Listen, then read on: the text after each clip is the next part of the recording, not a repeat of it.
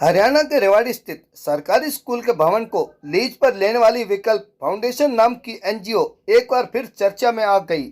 NGO में पढ़ने वाली मुश्किल से बाहर निकलने वाली छात्राओं ने आप बीती सुनाई। एनजीओ का काला सच भी बाहर आ गया। छात्राओं ने बताया कि शिक्षा के इस मंदिर में उनके साथ कैदियों जैसा व्यवहार किया जाता है। 500 से अधिक छात्राओं के लिए मात्र 4 शौचालय और नंबर आने तक ब्रेकफास्ट का समय निकल जाता है। इसके अतिरिक्त न रहने की सुविधा, न सोने की और न ही अभिभावकों से मिलने की। एक छात्र ने तो इतना तक कहा कि उसकी अभिभावकों के साथ बात उसी समय कराई गई जब गिड़गिड़ाने के बाद उसने सुसाइड तक की धमकी दे डाली। पुलिस के हस्तक्षेप के बाद बच्चियों को संस्था से बाहर निकाला गया। आखिर यह विद्यालय है या कारागार? सरकार खुद ही करे फैसला। हम आपको बता दें कि रेवाड़ी के सेक्टर 18 स्थित गांव देवलावास में कुछ वर्ष पूर्व विकल्प फाउंडेशन नाम की एक एनजीओ में बच्चों को आईआईटी और नीट जैसी परीक्षाओं की तैयारी करवाई जाती है और इस संस्था में पढ़ने वाले बच्चों को रहने, खाने और सोने आदि पर होने वाला खर्च स्वयं सरकार उठाती है। बावजूद इसके बच्चों को सुविधा न मिलना और संस्था की कार्यशैली से परेशान होकर आत्महत्या जैसी बातें सामने आना संस्था संचालक पर सवालिया निशान जरूर लगता है।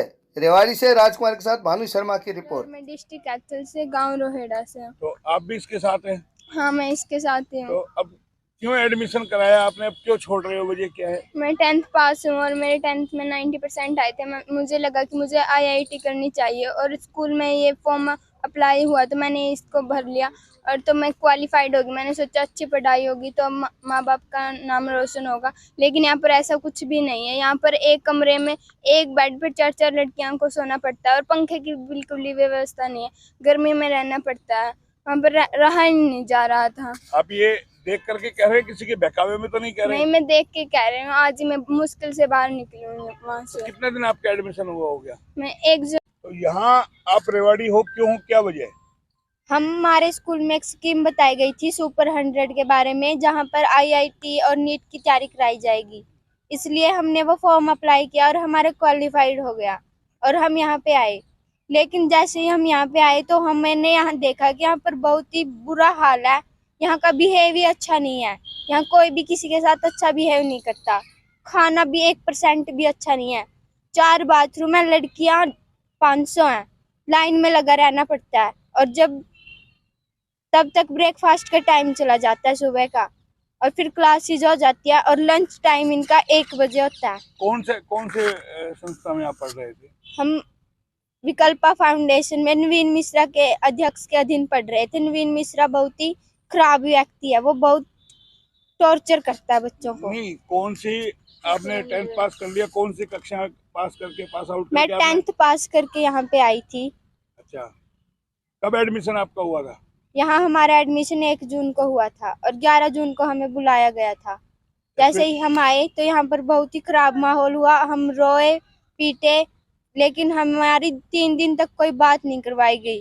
कल शाम फिर हमने कहा कि हम सुसाइड कर लेंगे अगर हमारी बात नहीं करवाई गई तो, और हमने आज अपने पेरेंट्स को बुलाया। फिर भी इन्होंने आज मुझे तो जाने दिया, लेकिन जो मेरे साथ लड़की थी उसको नहीं जाने दिया।